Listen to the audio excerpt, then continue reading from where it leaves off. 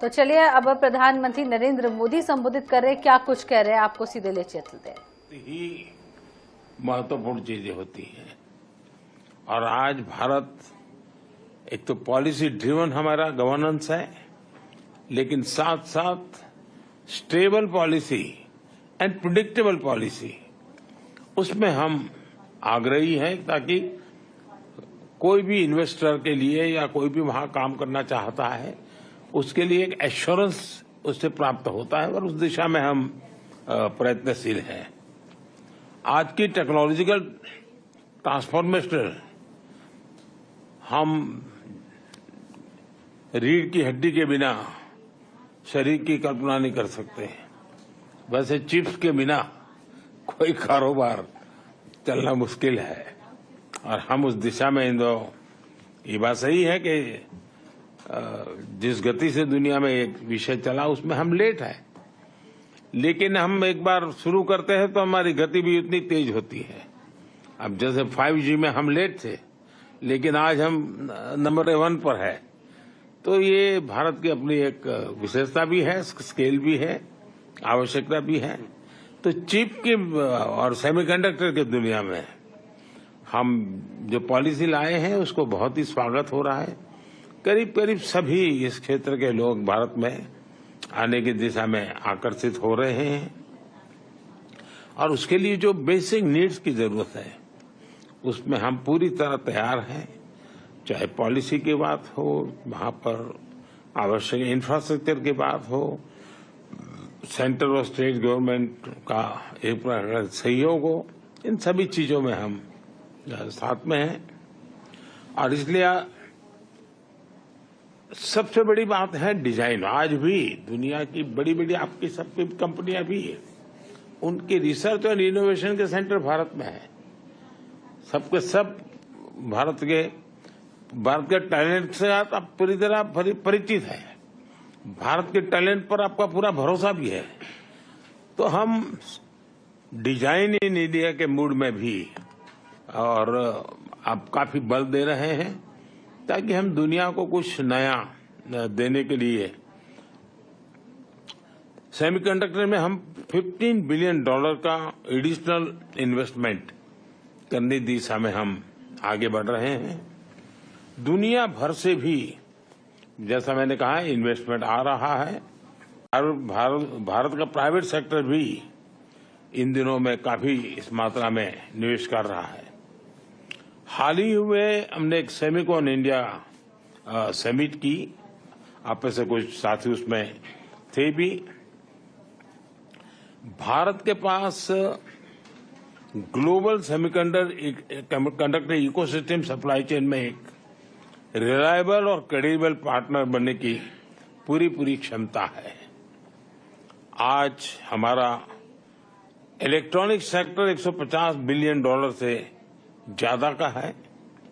हमारा लक्ष्य इसे 2030 में $500 बिलियन तक ले जाने का है ताकि इस सेक्टर में 6 मिलियन नई जॉब्स की हम आपूर्ति कर सकते हैं।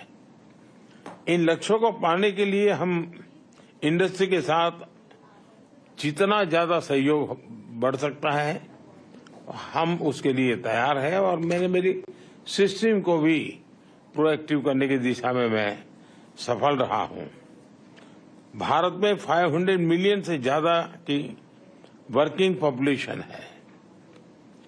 भारत की औसत आयु 28 इयर्स है और बड़ी बात यह है कि हमारा यूथ स्टेम की पढ़ाई में काफी रुचि ले रहा है। इवन बेटियां भी स्टेम के एजुकेशन में हमारे यहाँ बेटियां भी लीड कर रही है।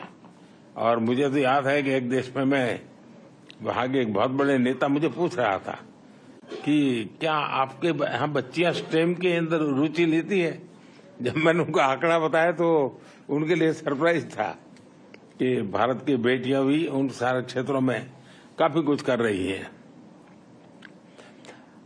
यूथ का ट्रेनिंग एंड अपस्किलिंग ये मैं मानता हूं कि बहुत ही फोकस रिक्वायर है, क्योंकि जिस प्रकार से टेक्नोलॉजी में अपग्रेडेशन होता ही चला जा रहा है और स्किलिंग में अगर हम अपग्रेडेशन नहीं करते हैं तो शायद हम रुक जाएंगे। तो मेरा बल उस दिशा में भी उतना ही ज्यादा है।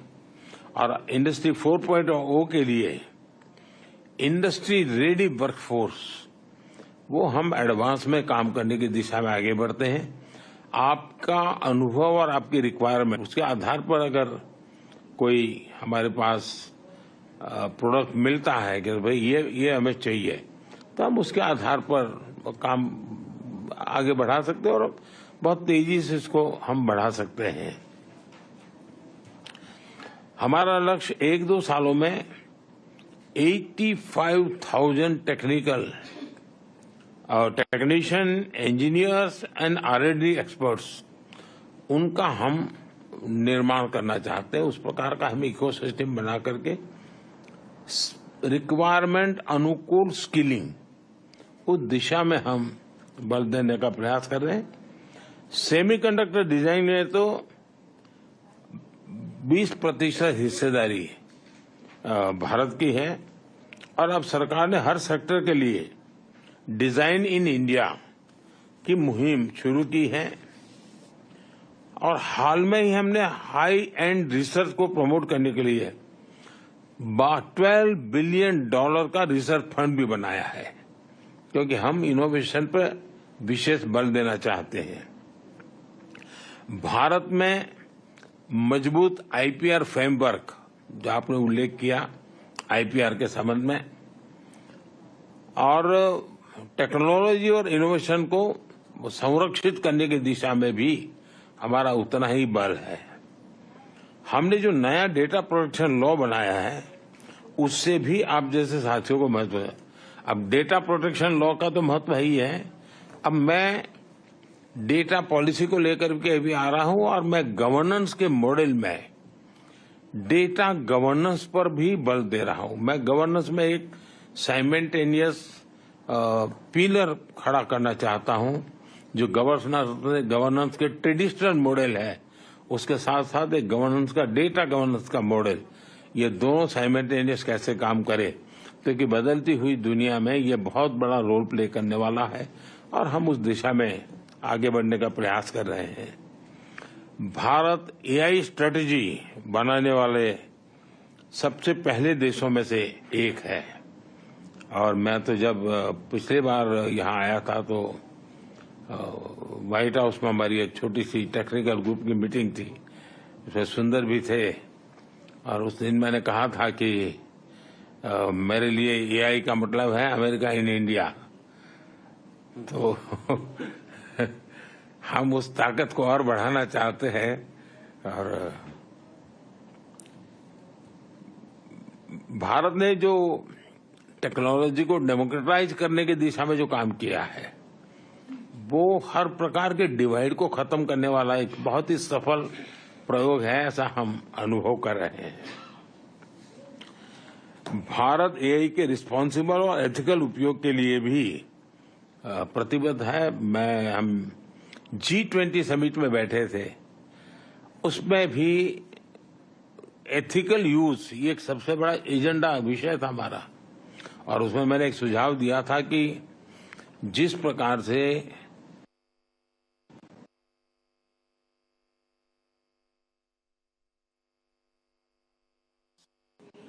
One of the most vibrant digital ecosystem है, 3 इकोसिस्टम भारत में, और सबसे लैंड का फूल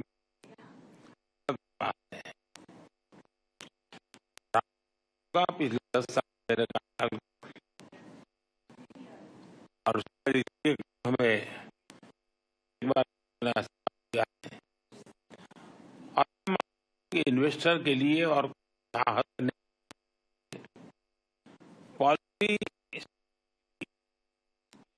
ही होती है। आज भारत एक पॉलिसी गवर्नर है, लेकिन टेबल एंड टेबल पॉलिसी, उससे हम आगे। century CE sandstone sculpture from North India depict